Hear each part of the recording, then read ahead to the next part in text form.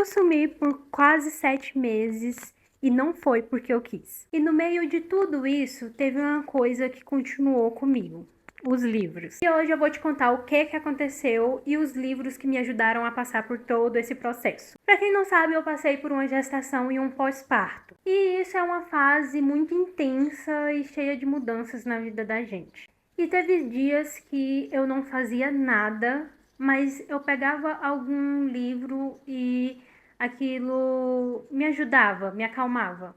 E foi aí que eu percebi que a leitura virou o meu refúgio novamente, onde eu me encontro, onde eu me sinto bem. Então eu vim hoje aqui com vocês com Deb Indica, mas eu já vou logo avisando que esses livros aqui vai prender você e vai deixar você totalmente obcecado por eles. Vou começar falando de O Nome do Vento. Esse livro aqui eu li ali mais pro final da minha gestação, bem perto mesmo de eu ganhar a minha bebê.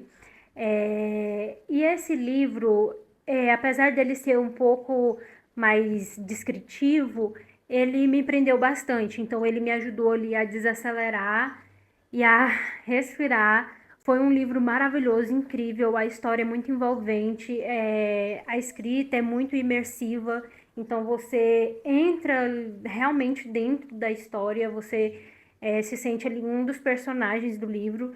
E a forma como o autor escreve toda a jornada do herói e todos os acontecimentos é muito incrível, muito maravilhoso. Então, isso aqui com certeza é uma indicação que eu faço assim de olhos fechados, apesar de não ter final, porque o autor não escreveu a continuação, gente, desse livro, infelizmente, mas vale a pena. Mesmo que não tenha aí o final, vale a pena. Tipo assim, eu ainda não li o livro 2, mas só de ter livro, só esse daqui, só o livro 1, gente, foi incrível, foi sensacional, foi uma das coisas que me salvou ali no final da gestação. O próximo livro, gente, é Mãe Recém-Nascida. Esse daqui, cara, eu li enquanto eu estava no puerpério. E, gente, foi tão, assim, sabe, me salvou. Me salvou mesmo, porque tive baby blues no puerpério. Eu fiquei muito mal, muito mesmo. Chegou um momento que eu achava até que eu estava em depressão, mas graças a Deus não era.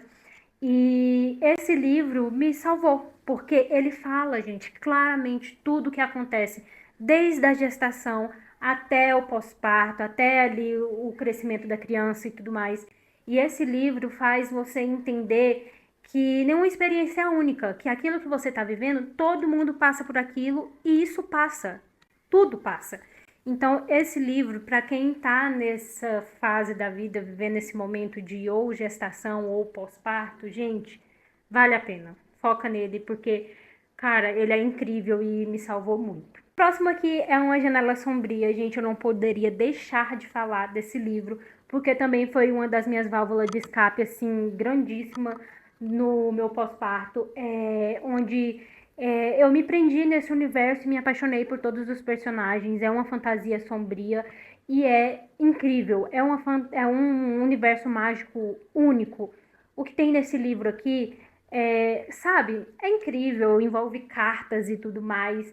A gente tem uma protagonista muito forte, muito autêntica. Tem a romantasia, é só um cheirinho de romance, mas é maravilhoso, delicioso. Todo o processo que acontece aqui nesse livro é incrível, gente. É uma duologia, tá bom? Os dois livros são muito bons, mas esse daqui foi um livro que eu simplesmente me submeti a ele e eu não sabia fazer mais nada a não ser ler ele. Então, sempre quando a maternidade me dava um prazinho, eu ia lá e lia mais um pouco. E o último, mas não menos importante, muito pelo contrário, é O Despertar da Lua Caída. Gente, esse livro aqui foi fora de série, entendeu? Que leitura foi essa? Isso aqui sim me fez ver o tanto que a leitura é muito importante para mim na minha vida, o tanto que ela é o meu refúgio, onde eu me busco, me reencontro. Gente, esse livro foi incrível. Eu achei assim ele muito, não muito parecido, mas ele me lembrou muito o Trono de Vidro da Sarah J. Maas, por conta do universo ser totalmente assim bem desenvolvido, bem descrevido, tanto a fantasia, né, o mundo ali mágico, quanto o universo em si. E a protagonista eu achei muito parecida com a Selina, então, cara, na hora que eu comecei, assim, a me apegar à personagem principal, foi um caminho sem volta. Eu não sabia mais o que fazer sem esse livro. O nome da personagem principal é Raeve e a gente vai acompanhar aqui o desenvolvimento dela na história. E, gente, é sério, é muito parecida com a Selina, cara. Eu me apeguei muito por conta disso. Então, não sei se foi por isso que fez eu ficar tão obcecada por esse livro, mas aqui tem dragões, tem várias espécies aqui de dragões. Tem a nossa querida Romantasia, que também é apenas um cheirinho. Assim, na verdade, não é só um cheirinho, não. Tem um pouco mais do que uma janela sombria. Mas, cara, é muito maravilhoso o desenvolvimento entre os personagens. E a cada plot que acontecia aqui, eu ficava, gente, como assim? O que tá acontecendo?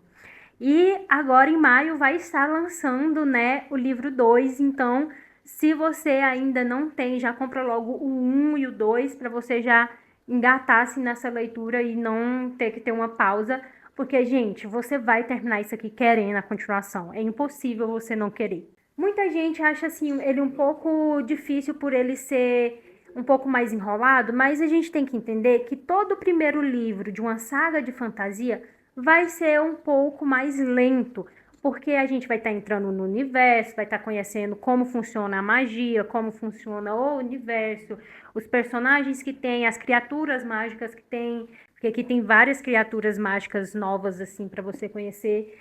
Então, é um pouco mais lento por isso, mas ainda assim não deixou de ser perfeito. Conseguiu ser incrível para uma introdução de saga de fantasia. E esse daqui, gente, eu sempre vou também recomendar, assim, sem medo nenhum. E foi isso, gente.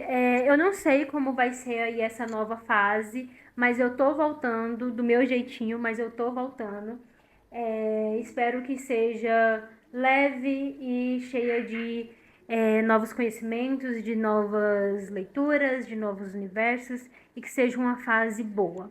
E se você gosta de leitura de verdade, já se inscreve porque eu voltei.